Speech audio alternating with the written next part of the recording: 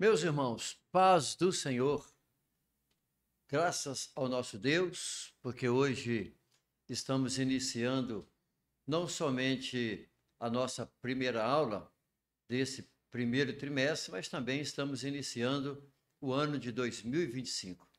O Senhor nos deu graça, misericórdia, recursos para que nós pudéssemos vencer o 2024. E nós vamos continuar dependendo de Deus para o nosso 2025, que já iniciou, nossa família, nossa congregação, nossos irmãos, professores, superintendentes, enfim, a nossa escola bíblica dominical. Nós pedimos a graça de Deus, a sua misericórdia para esse 2025, que os percalços da vida sempre existiram, vão continuar existindo, mas nós vamos continuar inabalável na fé, crendo em Jesus, e Ele é o nosso socorro bem presente. Muito bem, irmãos, estamos então iniciando o trimestre com um tema maravilhoso sobre em defesa da fé. Esse é o tema em defesa da fé, combatendo as antigas heresias que se apresentam, né, atualmente com a nova aparência, ou seja, com a nova roupagem. Nós queremos fazer entender agora de que os assuntos que nós iremos estudar no trimestre vai exigir de cada professor pesquisas, comprar livros se não tiver sobre seitas e heresias, além dos temas que nós temos aqui e abordagem trazida pela revista, são muito sucintas. É impossível dar argumentação suficiente para um professor nas suas aulas ao domingo.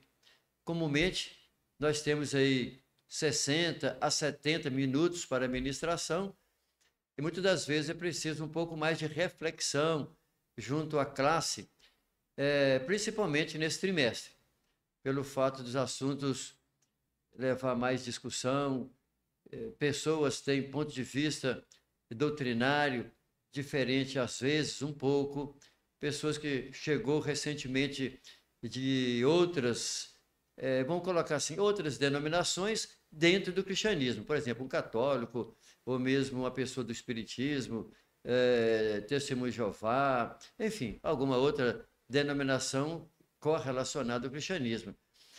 E vai determinar um pouco mais de tempo para o professor, então seria bom estender um pouco mais em alguns temas as ministrações deste trimestre.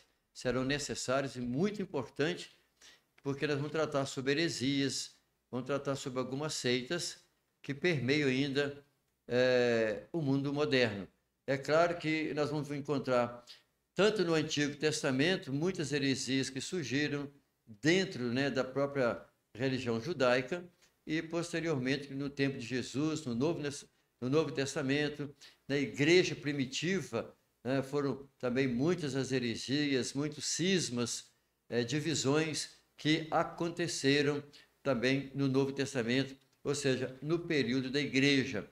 Isso determinará o nosso conhecimento bíblico, a nossa experiência com Deus, a fé e também, claro, as pesquisas que nós precisamos ter para entender o que os outros pregam e tentam contradizer a doutrina bíblica, a sã palavra de Deus.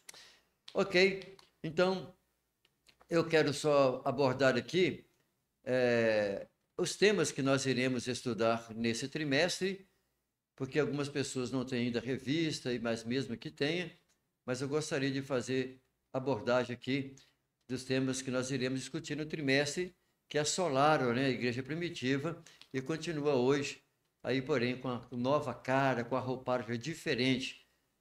Primeiro assunto nosso de hoje, quando as heresias ameaçam a unidade da igreja. Então nós vamos fazer hoje uma aula de abertura, uma abordagem geral, para falar sobre o que é heresia, o que é seita e os problemas que aconteceram na igreja primitiva. E aí os detalhes de cada um dos temas serão abordados a cada domingo. Por isso que nós não podemos, neste domingo, tratar sobre denominações ou sobre seitas Se tiver que falar, apenas faz uma abordagem aleatória, mas essa não é o propósito da nossa aula de hoje. Nós vamos falar sobre seitas e heresias numa abordagem genérica. Agora, por exemplo, a lição número 2. A lição número 2, nós vamos falar sobre o quê? Sobre a unidade da igreja, ou seja, sobre os que somos cristãos. Aí na terceira já vamos envolver uma questão muito séria sobre a encarnação do Verbo. Por aqui já dá para os irmãos entenderem quantas denominações, seitas que surgiram e que estão até hoje aí, que desde a igreja primitiva, tudo relacionado ao problema da encarnação do Verbo, sobre Jesus Cristo, né? Que ele continua, que Maria continua virgem, e a forma como Jesus nasceu, que ele era um homem de uma parte para cima, outra parte de baixo, quer dizer, o docetismo, os gnósticos, por exemplo, a questão da trindade, né, que Deus é triuno.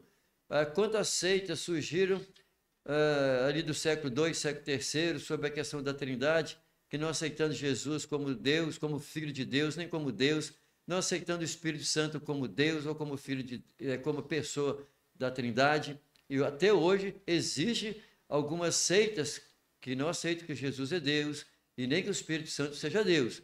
Há seitas aí que falam que Jesus é apenas o Filho, que ele não é Deus. Por isso que a nossa outra lição vai dizer que o Filho é igual ao Pai, né? Deus como o Pai. E aí, na sequência, Jesus viveu a experiência humana. Na sequência, nós teremos outro tema, as naturezas, né, humanas de Jesus e também a natureza divina dele. Olha, quem é o Espírito Santo? Vamos tratar sobre isso. O pecado corrompeu a natureza humana, aí por causa dos gnósticos, né, e outras seitas que existem dentro do cristianismo. A salvação não é obra humana, existem grupos, né, que vê méritos, tem que fazer alguma coisa para ser salvo. E também tem uma outra pessoa, quer dizer, tem, além de Jesus, para alguns grupos aí, tem uma outra pessoa que dá um suporte, além de Jesus. Aí, a penúltima aula, a igreja tem natureza organizacional, e vamos finalizar, então, trabalhando sobre perseverando na fé em Cristo Jesus. Muito bem. E aí, a nossa aula de hoje, aula número 1, o assunto nosso hoje, quando as heresias ameaçam, olha aí, ó, a unidade da igreja. Para quem lê, né, Efésios capítulo 4, sabe muito bem qual é o propósito de Deus, na pessoa de Jesus, de ter chamado pastores, apóstolos. Ali está mostrando no capítulo 4, que a proposta de Jesus em ter os obreiros na igreja é para que haja unidade da fé. E, na verdade, as heresias ameaçaram a unidade, porque o inimigo, Satanás, faz de tudo para quebrar a unidade da igreja, para criar cismas, divisões na igreja. E quando eu falo divisão, é divisão de pensamento. Nessa questão, às vezes, hoje tem surgido aí algumas divisões que está sendo até bom para o reino de Deus, né? Às vezes, algumas discordâncias de administrativa. É diferente. Mas acontece casos no mundo inteiro que há pastores que têm algum problema que discordam administrativamente e aí abre uma outra igreja, até com o próprio nome da denominação. Quantas Assembleias de Deus existem? Quantas batistas, outras mais? E às vezes abriram por problemas administrativos, não é por problema doutrinário. Não houve um cisma. Então é diferente. Mas o que nós vamos trabalhar aqui é a questão da unidade da fé. É nesse sentido. É a unidade da fé. Porque Satanás trabalha para atrapalhar e derrubar a unidade da fé. Mas lembra que Jesus falou que nem o inferno vai prevalecer contra a igreja.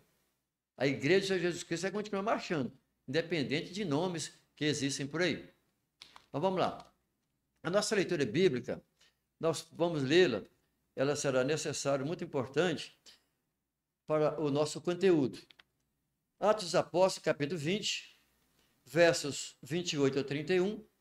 Posteriormente, primeira epístola de Pedro, capítulo 3, versículo 15, versículo 16. A segunda epístola de Pedro, capítulo 2, versículos 1 ao 3.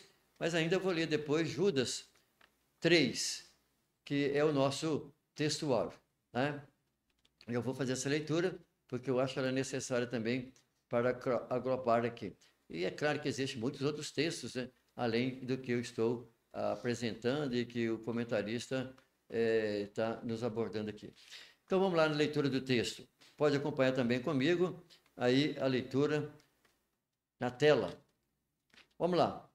Olhai, pois, por vós e por todo o rebanho sobre que o Espírito Santo vos constituiu bispos, para apacentardes a igreja de Deus, que ele resgatou com seu próprio sangue. Porque eu sei isso, que, depois da minha partida, entrarão no meio de vós lobos cruéis, que não perdoarão o rebanho, e que dentre vós mesmos se levantarão homens que falarão coisas perversas para atraírem discípulos para após si. Portanto, vigiai, lembrando-vos de que, durante 3 anos, não cessei, noite e dia, de admoestar com lágrimas a cada um de vós. 1 Pedro, capítulo 3, versos 15 e o verso de número 16. Antes, santificai a Cristo, como Senhor em vosso coração, e estai sempre preparado para responder com mansidão e temor a qualquer que vos pedir a razão da esperança que é em vós, ou seja, da fé. Versículo 16. Tendo uma boa consciência, para que, naquilo em que falam mal de vós, como de malfeitores, fiquem confundidos os que blasfemam do vosso bom procedimento em Cristo. Segunda Epístola de Pedro, capítulo 2, versos 1 até o versículo de número 3. Diz assim: e também houve entre o povo falsos profetas. Pedro está falando aqui entre o povo, que é o povo hebreu, quer dizer, tanto no Antigo quanto nos dias dele. E também houve entre o povo falsos profetas, como entre vós, ou seja, entre a igreja. Haverá também falsos doutores que introduzirão encobertamente heresias de perdição e negarão o Senhor que os resgatou, trazendo sobre si mesmos repentina perdição. E muitos seguirão as suas dissoluções. Ou seja, dissolução aqui no grego é heresias, pelos quais serão blasfemado o caminho da verdade. E por avareza farão de vós negócios com palavras fingidas, sobre os quais já de largo tempo não será tardia a sentença, e a sua perdição não dormita. Judas 3 e 4. Judas só tem versículos, né? Não existe capítulo na Epístola de Judas. Vamos ler Judas 3 e vou ler o 4 que o Carlos colocar na tela. Por falar nisso, Carlos, Deus te abençoe. Né? Lembrando de você aqui que está direto conosco aqui, porque sem o Carlos a gente não consegue transmitir as nossas aulas. Nós temos o Carlos aqui, temos outros irmãos que nos ajudam no som, mas agora, como nós estamos no estúdio, que ainda está improvisado, os irmãos podem perceber ainda, mas estamos em processo de adequar alguns outros equipamentos, mas hoje aqui só eu e o Carlos aqui na mídia, nós estamos trabalhando assim. Tanto será assim daqui em diante com os outros irmãos que estarão já lidando com esse trimestre.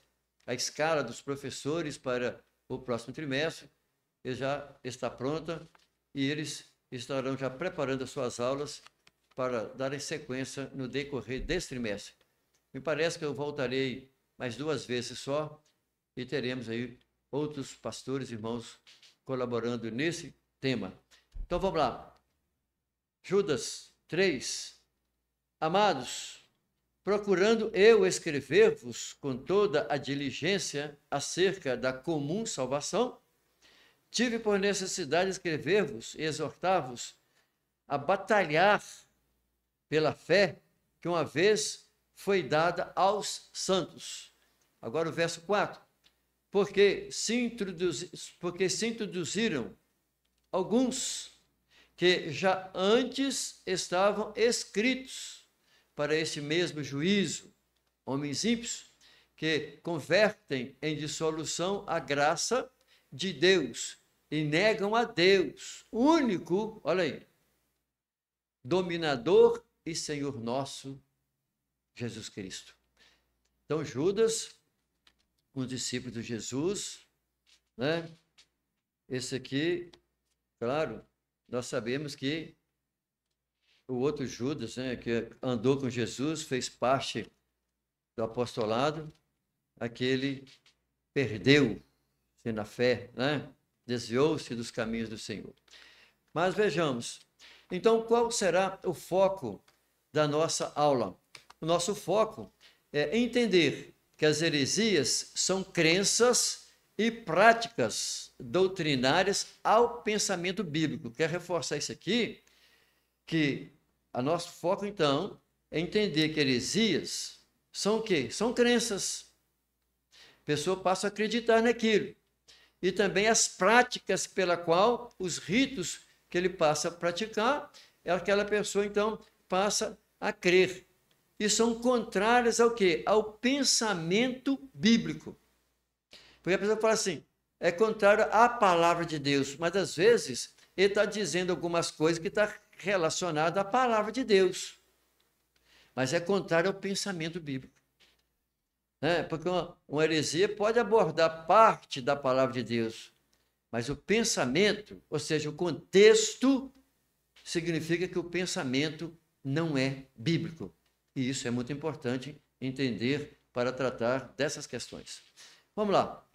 Então, como introdução, nós vamos estudar nesse trimestre sobre as heresias que elas assolaram a igreja primitiva. E hoje, como eu disse no início da minha aula, elas possuem uma nova roupagem dentro do contexto nosso. Quer dizer, da maneira que nós estamos vivendo, com algumas denominações que andaram surgindo hoje, mas, na verdade, eles estão usando Bíblia do mesmo jeito, porém com a roupagem diferente. Agora, qual que é o propósito, qual que é a função da igreja que foi no passado, através das Escrituras? Tanto é que houve alguns concílios para definir os problemas das heresias que surgiram, e hoje é instruir a igreja e rechaçar os falsos ensinamentos que assolam a igreja de Cristo ainda nos dias de hoje. Então, claro que essas pelejas a igreja sempre terá. Nós teremos sempre falsos ensinadores, dentro e fora, como nós vimos na leitura bíblica de Atos dos Apóstolos, capítulo 26. Vamos lá. Teremos, então, 3 tópicos para a nossa aula de hoje. Primeiro, vamos falar sobre as ameaças dos lobos vorazes, que é uma linguagem figurativa, que o apóstolo utiliza para falar dessas pessoas. Ponto 2, vamos falar o que é apologética, porque já que vamos falar sobre heresia e vamos falar sobre seitas, então é preciso falar sobre o que é apologética, e aí o que nós vamos fazer durante o trimestre é apologia mesmo, a fé cristã, claro. E por último, já que nós vamos definir o que é apologética, vamos falar sobre o que são heresias. Caminhando então. Primeiro ponto, as ameaças dos lobos vorazes. Aqui, meu irmão, nós vamos tratar sobre o quê? Os cuidados, que são cuidados pastorais. Ou seja, assim como Deus, ele chamou a Paulo, chamou aos outros obreiros, está lá em Efésios capítulo 4, que o Senhor Jesus, ele chamou uns para pastores, outros para evangelistas, assim, outros para mestres. Então, nós vamos entender que Jesus chamou, e o Senhor tem os pastores. O papel do pastor é cuidar de quem? Cuidar de ovelha. E qual é o contexto que nós temos aqui? Dentro da leitura bíblica que nós fizemos de Atos dos Apóstolos, no capítulo 20. O texto ali falando que, Paulo está falando assim, olhai por vós, E depois ele vai falar aqui que depois da minha partida surgirão lobos cruéis. E também está falando aqui no texto mesmo que haverá entre vós mesmos. O que Paulo está fazendo? Ele está convocando os presbíteros, ou seja, os anciãos, ele está convocando aqui na sua terceira viagem missionária, ele estava retornando para Jerusalém, mas antes que ele faz? Ele estava ali na Ásia Menor, onde hoje é a Turquia. Ele já tinha vindo daquela parte toda da Europa, da Grécia, todas aquelas regiões. Agora ele estava ali em Mileto, no porto, e ele chama de Mileto os pastores, os obreiros lá de Éfeso. O que Paulo está fazendo? Paulo ele vai fazer uma conferência pastoral. Eu estou dizendo o termo conferência, que é o que nós utilizamos hoje, né? Ele convocou os pastores, pela qual ele mesmo que evangelizou, ensinou, ele ungiu. E Paulo, então, no versículo 28 aí, de Atos dos Apóstolos, é que ele está falando com esse grupo de pastores ali em Mileto. Coloquei ali na tela o mapa para você verificar aonde que Paulo estava. Naquele pontos azuis que você tem aí, à direita, né, da tela, bem aí mais embaixo um pouquinho, você tem nesses últimos pontinhos aí do azul, é onde está Mileto, né? Aí para entender, para ajudar um pouquinho, é uma região muito famosa, que é chamado a região da Jônia, onde surgiram os primeiros filósofos do mundo, que na verdade Tales de Mileto, Arquimedes, né? Eles são jônicos, ou seja, eles nasceram ali. A teologia, a filosofia vem dizer que a filosofia ela é grega. Na verdade, ela é grega porque a Grécia que mandava no mundo na época, mas ela surgiu ali, em Mileto, daquele pontinho ali embaixo à sua direita, azul, que hoje pertence à Turquia, que nos dias de Paulo, nos dias de Jesus, chamava Ásia Menor.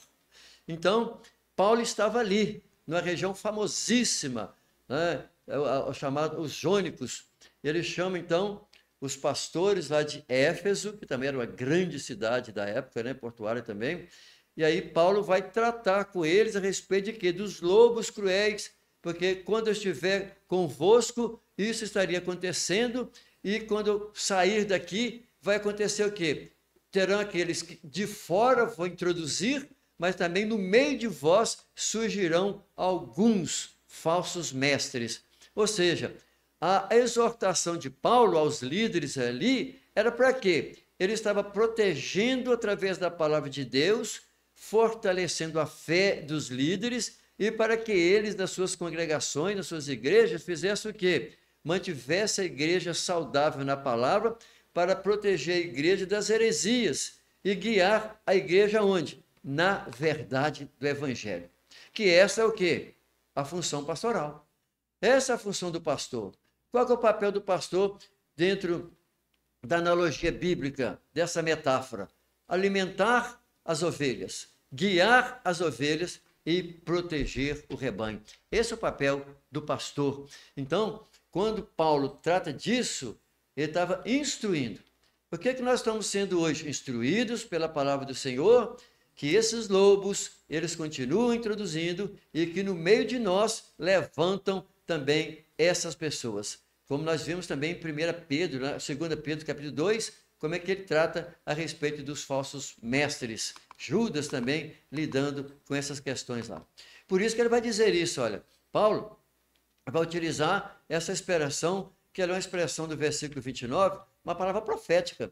Por que profética? Porque não estava falando somente do momento presente, de quando ele saísse dali, mas também a respeito de que, do avanço dos hereges que ele estaria acontecendo no decorrer da igreja. Por quê? São pessoas que têm cara de ovelha, cara de cordeirinho, mas a cabeça e o coração é um lobo. Olha, que coisa interessante, meus irmãos. Isso é um texto que está dizendo que eles são vorazes. Por quê? É porque essas pessoas, eles são falsos doutrinadores. E se a pessoa não está fundamentada nas Escrituras, ele vai ser conduzido por essas pessoas, porque eles têm grande oratória, eles têm grandes teses, eles pegam um versículo aqui e o outro lá isolado e formam uma doutrina. E insiste ali na sua narrativa,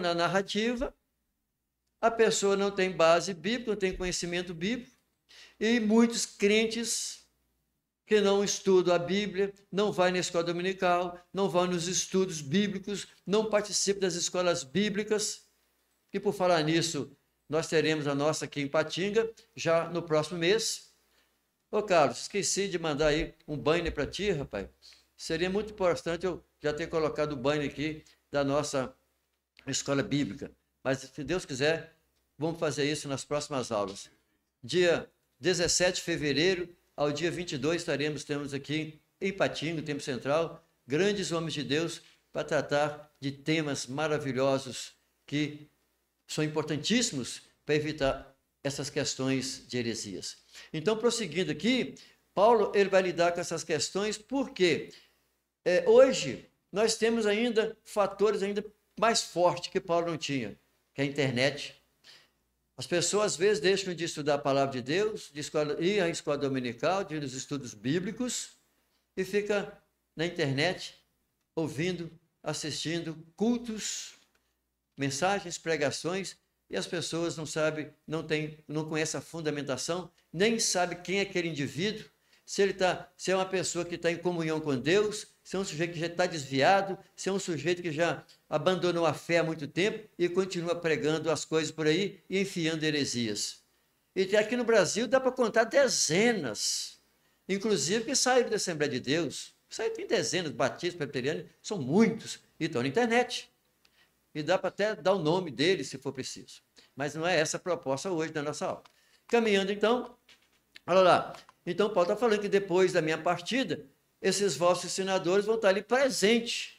Ou seja, eles já estavam nos dias do apóstolo Paulo. Veja que em Colossenses 2, e versículo de número 8, nós vamos verificar aqui em Colossenses 2 e 8, que o apóstolo Paulo, quando ele está tratando disso da igreja de Colossos, olha o que Paulo vai dizer aos colossenses ali. Tende cuidado para que ninguém vos faça presa sua. Olha aí. Por meio de filosofias e vãs sutilezas, né? Esperteza, segundo a tradição de homens, ou seja, aquilo que a pessoa pensa, que eu discordo disso, eu acho que a Bíblia não é bem assim, que ela é um livro escrito antigamente, tem que ser contextualizado, ressignificado, é isso que está dizendo aqui, ó.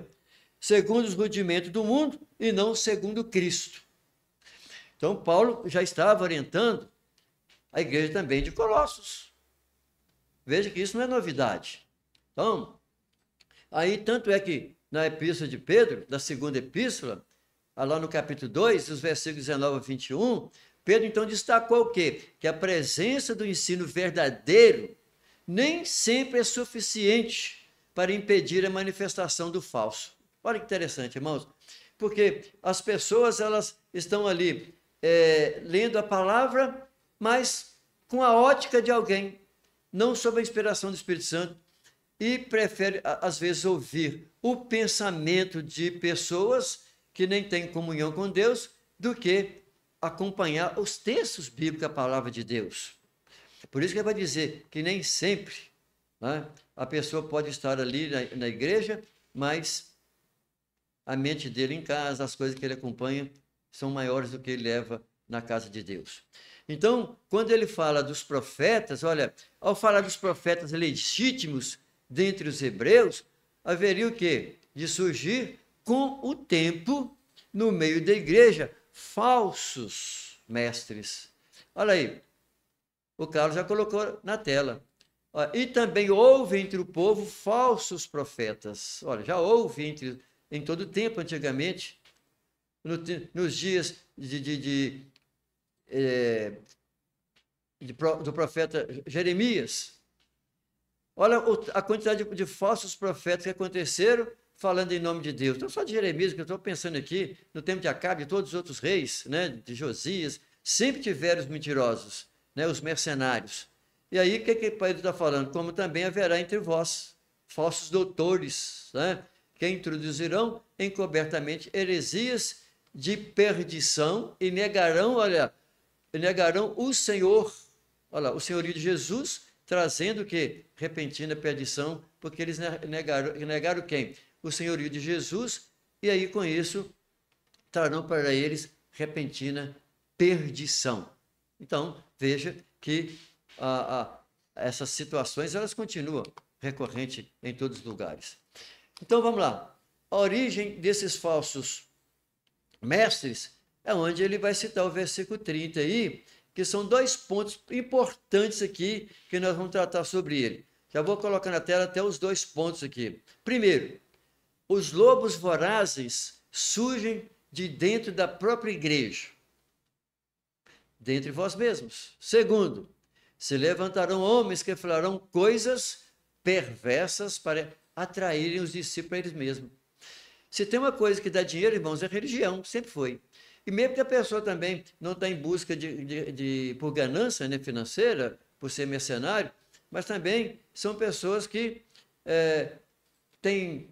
são narcisistas e querem manter os seus pontos de vista e não segundo as Escrituras.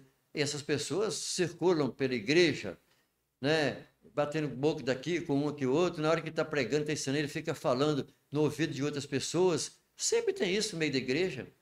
Né? Às vezes a pessoa está falando ali com clareza nos termos, e aí fica um outro lá soprando no ouvido. Não é bem assim que ele está falando, não. Não, mas não é mesmo. E aí o cara vai e diz umas coisas que diferente. Satanás faz isso com Eva, né? Deturpa. É isso que ele faz. Então, eles posicionam-se o quê? Acima da Escritura, sem nenhuma vergonha espiritual. Ou seja, está nem aí. Eles fazem isso. Sabe por quê? Eles usam o quê? As redes sociais para corrigir a Bíblia e discordar de quem? Dos apóstolos e dos profetas bíblicos.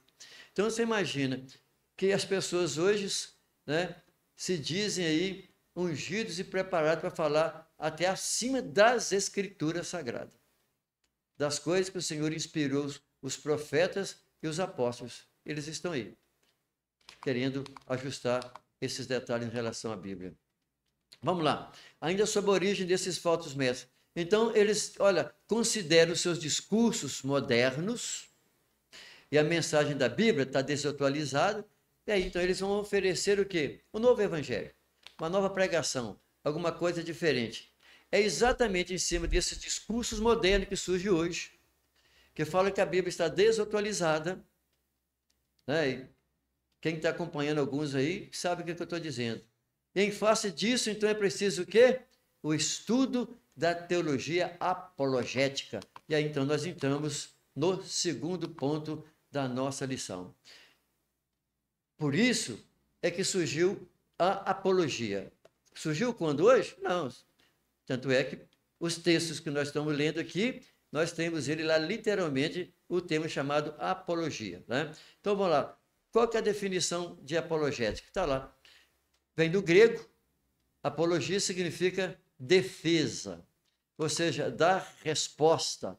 Então eu estou trazendo aí, o texto que nós temos ali, de 1 Pedro, capítulo 3 e 15, onde diz assim: estai sempre preparado para... A palavra que nós temos lá é haireses, no grego. Então, haireses, traduzindo para o português, é uma defesa, né? Ou seja, é fazer uma apologia. Então, estejais sempre preparados para responder ou para defender com mansidão e temor a todo aquele que vos pedir, olha aí, a razão da esperança, ou seja, da fé que há em vós. Então, isso aqui, já começamos dizendo o que significa apologia. Os textos de Paulo, os textos de Pedro, de Judas, nas Escrituras, já está lá palavras que na nossa tradução, traduzindo para o português, às vezes você não vai encontrar a palavra lá, mas você vai encontrar às vezes a palavra responder, defesa, respostas. Às vezes nem está escrito na tradução literal para o português, mas você vai ver que às vezes Paulo, por exemplo, diante de Festo, por exemplo, ele estava fazendo aqui uma defesa em relação à sua fé em Jesus. Diante de Agripa, ele estava fazendo a mesma coisa, uma defesa da sua fé. Então, isso era o quê? Uma apologia do Evangelho. Então, qual é o conceito de apologia? A apologética cristã é a defesa lógica e racional. Bem claro, racional, da fé. Porque fé e razão andam juntos. Por quê? Eu só vou entender as coisas através da razão, através do intelecto, né? Eu tenho que estudar, e para isso é através da razão, junto com a fé. Então, qual é o conceito de apologia? É a defesa lógica. Não é aleatoriamente, não. Tem que ter lógica, razão das práticas doutrinárias. Ou seja, então, quando a pessoa surge com algumas coisas diferentes das Escrituras, então nós precisamos fazer uma defesa com base nas Escrituras para mostrar que a pessoa está equivocada ou errada. Caminhando. Então, dentro de definição, nós já falamos sobre isso e dizendo o seguinte, que já que a apologética, então, ela vai mostrar que o cristianismo é racional. A fé cristã depende da razão. Não é só emoção. Não é só emoção, é muito pouco. Na fé, olha, irmãos, nós que somos... Eu vou acabar de ler a frase. A apologética mostra que o cristianismo é racional, os dados da revelação podem ser explicados de maneira metódica e sistemática. Então, nós somos pentecostais, somos. Não é por ser pentecostal, buscando batismo com o Espírito Santo, falando língua estranha, que nós não sabemos o que nós estamos falando. Não sabemos mesmo, não. Porque a Bíblia, no capítulo 14, 1 Coríntios, diz o seguinte, se não houver interpretação, quem ora em espírito ora bem, ora para si mesmo. Mas Bíblia não é emoção. Bíblia é razão e fé. É crer, né? Confessar com a boca e também entendendo. Porque a fé vem pelo ouvir e ouvir a palavra. É preciso ouvir, é preciso entender. E quem nos convence do pecado e da justiça de Deus é o Espírito Santo. Então é preciso razão. E como é que eu vou estudar a Bíblia? Usando a razão, usando o raciocínio. Claro, não tem outra forma. E de maneira sistemática, metodicamente, para nós respondermos. Ou seja, até para entender a Bíblia é assim. E para responder é da mesma forma. Então, na sequência, nós vamos entender aqui que Paulo, ou melhor, em relação à apologia, nós vamos verificar o que é que Pedro ele quer dizer fazendo a defesa dele em relação à fé. Olha lá. No versículo 16, que nós lemos, está aqui na revista, o próprio Pedro, ele vai dizer isso aqui, olha, tendo uma boa consciência, né, entendimento, seria a mesma coisa, né? Para que naquilo que falam mal de vós, porque falam mal que a pessoa, o fulano está ali acima, não é bem assim não, não, né? Então, como malfeitores, fiquem confundidos os que blasfemam com o vosso procedimento em Cristo Jesus. O que é que Pedro está nos explicando sobre isso aqui? Pedro está falando aqui que o bom testemunho, a vida do cristão, né, olha, a vida dele serve, sem dúvida, para provar a inconsistência de algumas acusações, né, contra os crentes. Por quê? Vamos lembrar que Pedro está escrevendo porque a igreja estava passando por hostilidade do Império Romano, hostilidade dos judeus, a exigência dos judeus, né, em relação à salvação. Para eles, a pessoa se aceitou Jesus, mas também os judaizantes, né? Eles teriam, para o crente, segundo eles, teriam que obedecer os preceitos mosaicos. Então, vamos entender o quê? Que Pedro está falando para a igreja que vivia momentos hostis. E no mundo de hoje, quantos e quantos países, lugares, a igreja tem passado por hostilidade e morte?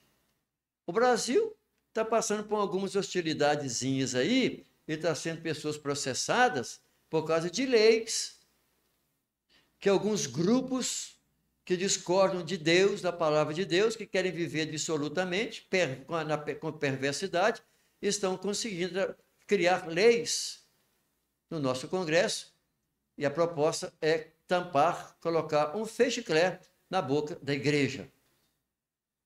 Mas se nós fizermos isso, as pedras clamarão. A igreja não pode fechar a boca. Então, Pedro, mesmo naquela época que a igreja passava por hostilidade e mortes, ele estava dizendo que ele deveria ter o quê? Testemunho. Mas o que nós vamos entender mais forte aqui no versículo, no texto que Pedro está falando, é o que mais se evidencia na passagem, é sobre o quê? A razão da fé dos cristãos. É isso. Ou seja, porque eles estavam embasados, era exatamente na doutrina, na fé cristã.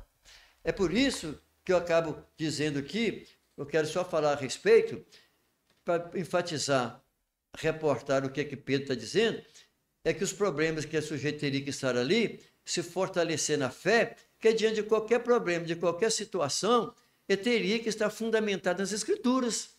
E Paulo, quando foi levado para a prisão, está lá a partir do capítulo 26, como é que ele foi levado posteriormente para Roma, ele teve que enfrentar quem? O governador, o Festo, teve que enfrentar a Agripa, e ele pregou para eles e defendeu a fé em Cristo Jesus. E as defesas que Paulo fez, tanto diante de Festo e diante de Agripa, são as que eu faço, que você faz, que todo servo do Senhor faz diante de qualquer pessoa que discorda ou que tem dúvida ou deixa de ter conhecimento sobre a pessoa de Jesus. Isso faz parte da doutrina cristã, fundamentação bíblica. Então, isso significa o quê? Que tipo de defesa que Pedro refere aqui? Defesa da fé, da minha fé na pessoa de Jesus. Ou seja, é doutrina que ele estava falando aqui, doutrina bíblica. Por que devemos, então, combater as heresias? Vamos analisar isso aqui em dois aspectos. Primeiro, que nós acabamos de falar aqui do versículo 16. E o outro abordagem aqui é de 1 Timóteo, no capítulo 4, em que Paulo ele vai falar aqui, no capítulo 4, e versículo 16, e vai falar assim com Timóteo: tenha cuidado de ti mesmo e da doutrina. Persevera nessas coisas, porque, fazendo isto, te salvarás, tanto a ti como aos que te ouvem. Então, entenda que por que nós devemos combater heresia? Papel da igreja, papel dos apóstolos, papel dos discípulos, combater as heresias. Surgiu alguma coisa que não faz parte da doutrina bíblica e da palavra de Deus, tem que ser combatida. Combatida para quê? Para que as pessoas sejam informados e também por causa de certos grupos que vêm tentando persuadir as pessoas. Nós temos que refutá-los biblicamente. Segundo aspecto, por que nós devemos combater? Isso aqui é combate para ajudar os outros na compreensão da própria fé. Que fé? Do Evangelho, das Escrituras. Olha lá, principalmente os que rejeitam pontos fundamentais da fé cristã. Isso aqui é muito importante. Pontos importantes. Não vou falar disso hoje, porque eu não posso, mas o que nós vamos estudar daqui para frente são sobre eles. Porque há muitas pessoas sinceras que buscam conhecer a Deus e precisam conhecer a sua palavra. Mas o que acontece é que, às vezes, essas pessoas rejeitam os pontos principais da fé cristã. O Espírito Santo é apenas uma emanação, uma força, uma energia de Deus. Não, o Espírito Santo é uma pessoa. Uma pessoa. Assim como Jesus é uma pessoa, assim como o Pai é uma pessoa. Então vamos lá. Eu não vou entrar em mais detalhes, porque nós vamos estudar isso nas aulas subsequentes. Então, por que nós devemos combater? Olha que detalhes. Eu vou colocar umas imagens aqui, fica aí só para você ver. E esses debates, irmãos, que acontecem, sobre crenças, devem ocorrer de que maneira? Pedro falou, com mansidão, respeitosamente, com argumentos fundamentados na palavra. Por exemplo, os adventistas estão ali, primeira imagem. Os adventistas, eles têm a Bíblia, mas tem um livro segundo. Eles creem nas profecias de Wright, Ellen Wright. Tem lá as profecias, ou seja, a Bíblia tem que ser comparada com as profecias dela. E aí? A Bíblia, então, as Escrituras ficou em segundo plano. Mas também nós temos o Testemunho de Jeová. Só estou colocando esses três que eu vou colocar aqui, mas são muitos outros, Testemunho de Jeová é uma barbaridade. Eles não creem na Trindade. A forma deles entenderem só Deus, eles descartam Jesus como Filho, como Deus, e o Espírito Santo também. Descarta muita coisa das Escrituras. E depois nós temos o quê? A teologia da Igreja Católica. Porque na Igreja Católica, ela é muito antiga, está aí antes das nossas denominações, ela está aí antes da reforma. A reforma foi por causa das heresias que ela criou, estabeleceu e montou, permanece ela até hoje.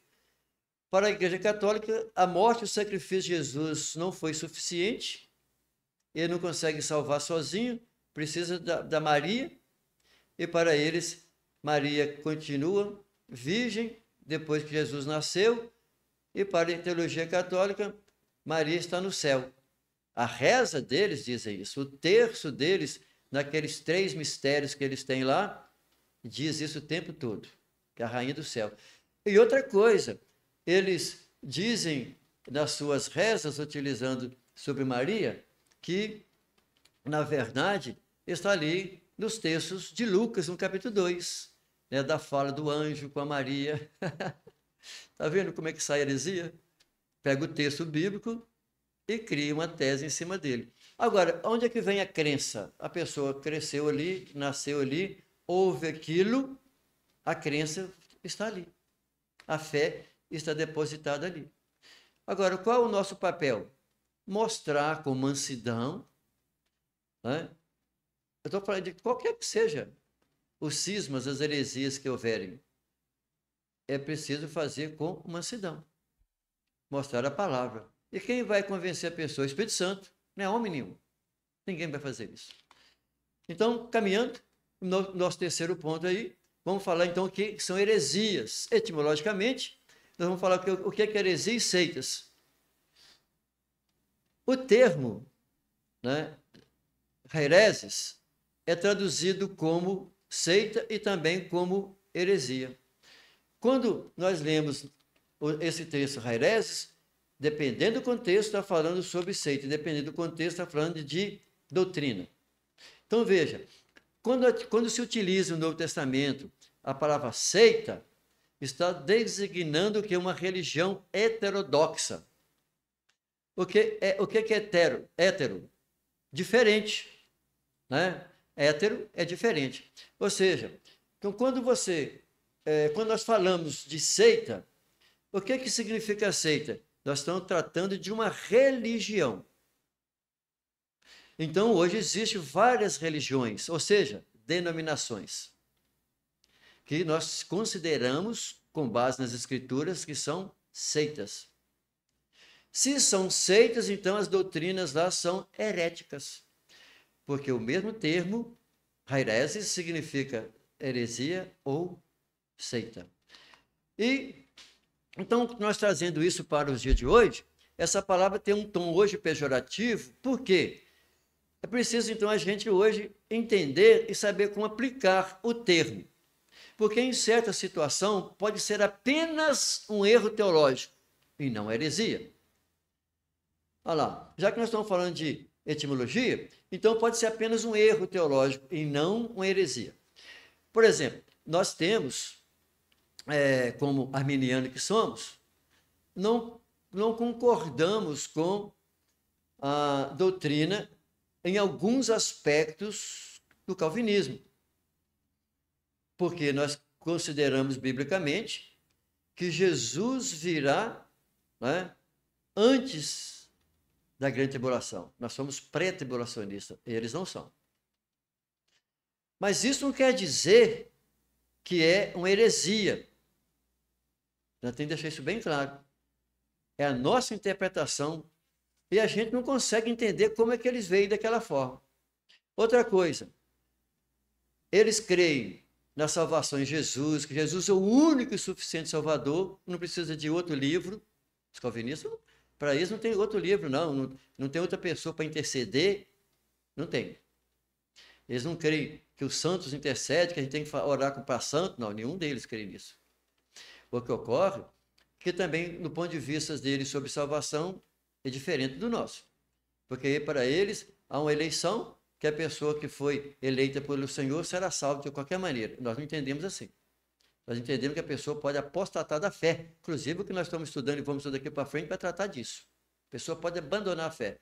Então, isso não quer dizer que essa interpretação aí, ela fere, e nós vamos chamar os calvinistas de hereges. Não, hipótese alguma. Então tem que entender que aí nós chamamos disso de quê? De erro teológico. Caminhando, então. Vamos lá.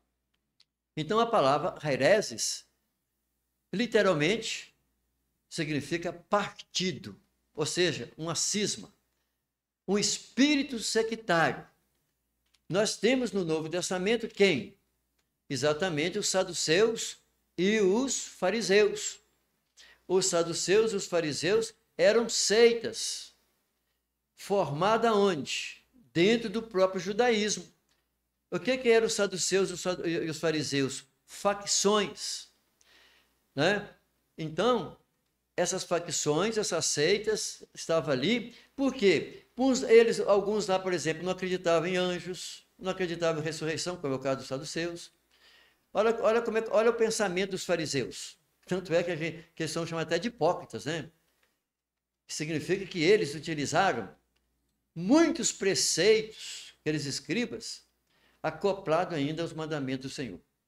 Então, foram causadores da destruição, da falta de fé, das pessoas perderam a salvação.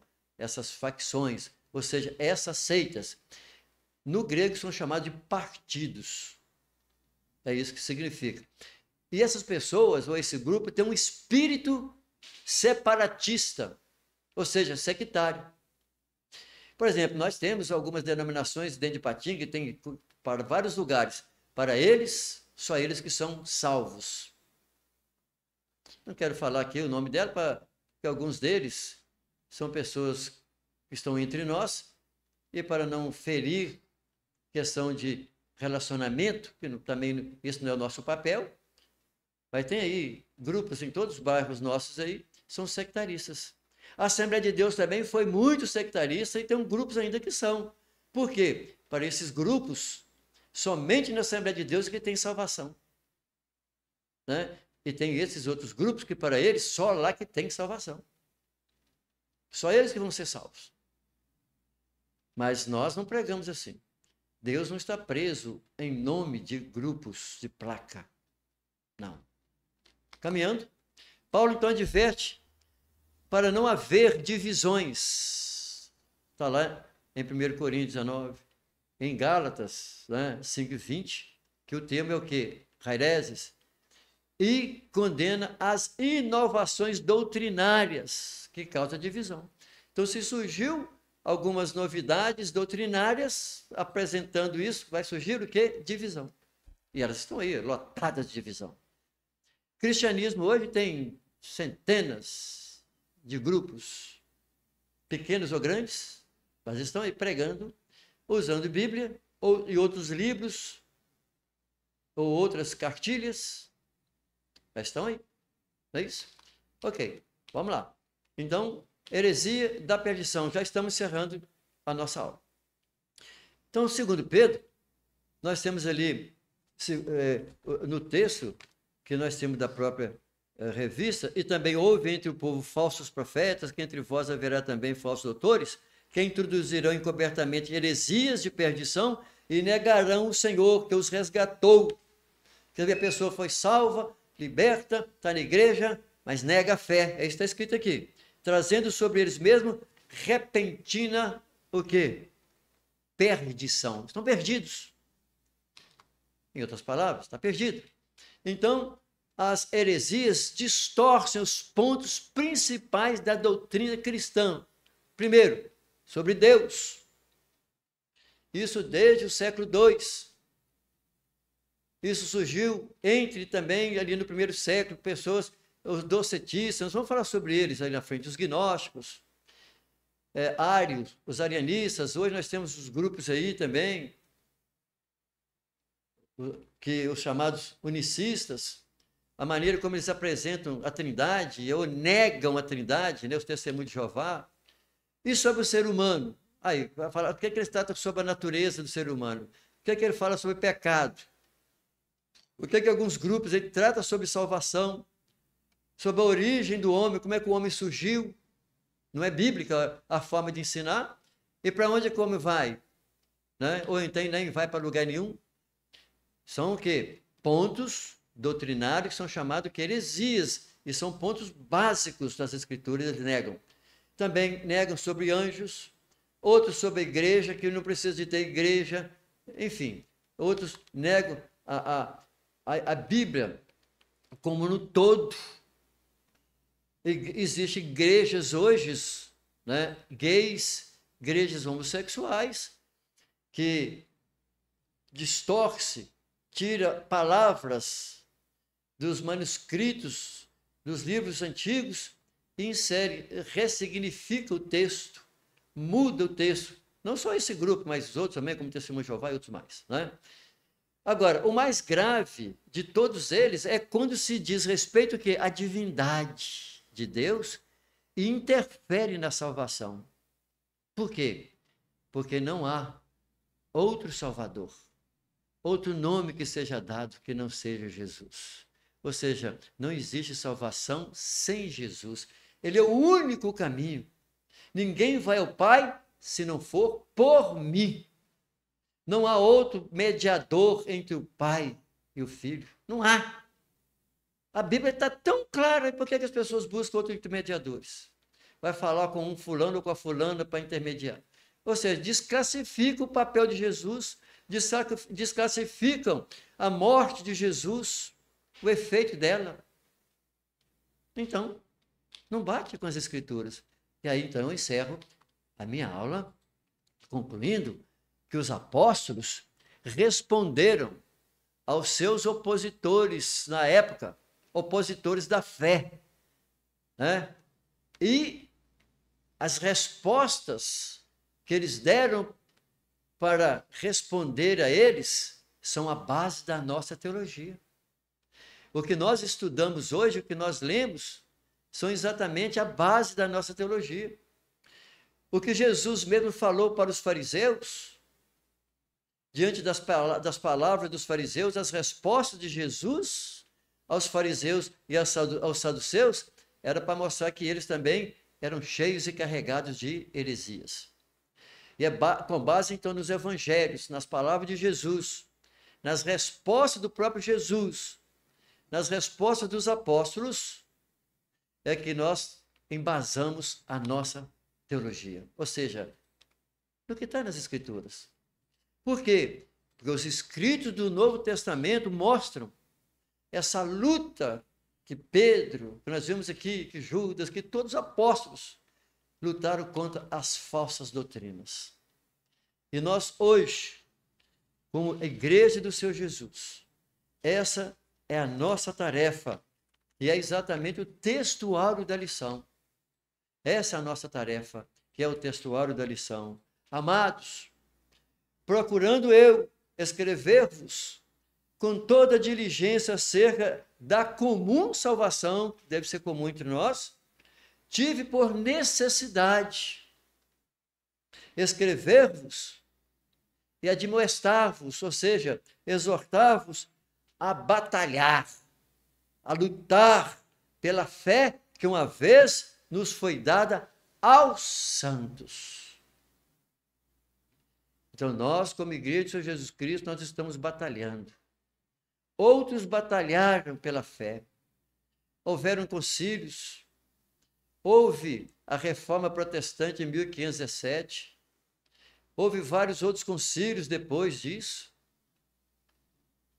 E até hoje existem as conferências, as convenções, as escolas bíblicas, a escola dominical, os estudos bíblicos, para que nós possamos ensinar e aprender a sã doutrina e refutar, porque nós somos a coluna da verdade, a firmeza da verdade, o baluarte das Escrituras.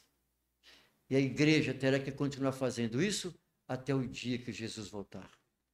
E assim, meu irmão, eu encerro a minha aula, convidando você, professor e aluno, a estudar as lições posteriores antes do dia da sua ministração ou da sua aula.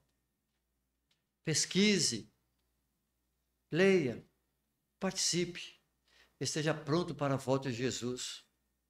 Não permita os engodos e serem engodados pelas sutilezas dos que aí estão, mansamente, através das redes sociais ou presencialmente. Quero orar com você. Pai, em nome de Jesus, te agradeço, Pai, por ter enviado Jesus, o teu Filho amado. Te agradecer pela pessoa do Espírito Santo que habita em nossos corações, que nos mostra as tuas escrituras, que nos faz lembrar, e que nos dê também força, Senhor, para continuarmos na fé, independente das lutas, dificuldades. Mas muitos dos nossos irmãos em outros lugares, em outros países, ó Senhor, em cidades mesmo do nosso Brasil, guerreiam muito mais do que nós. Ó Senhor, nós pedimos a Ti, Senhor, pedindo a Tua bondade, e que o Teu nome seja, Senhor, glorificado e exaltado em nossas vidas, por permanecer fiéis a Ti, porque nós sabemos em quem temos crido. Abençoe os professores, os coordenadores, superintendentes, pastores, todos aqueles que estudarão, Senhor, no decorrer desse trimestre, a Tua palavra dentro desses temas. Assim nós Te louvamos, em nome de Jesus. Fique na paz, em nome do Senhor.